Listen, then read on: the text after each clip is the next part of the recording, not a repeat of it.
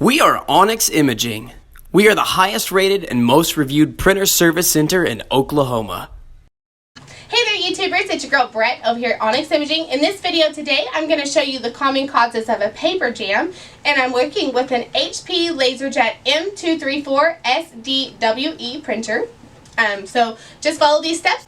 Alright guys, so first one of the causes is going to be your paper tray settings. So what you want to do is get access to your tray and then go ahead and pull your paper out. So you have your guide here. You want to make sure that that is in the correct size for the type of paper, envelopes, or media that you are using. Just make sure it's locked into place.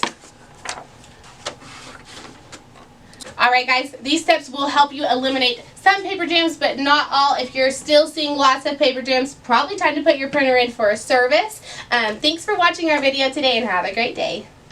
Thank you for watching. If you're interested in how you can receive free labor on all of your service calls, as well as how to qualify for free printer upgrades, contact us today.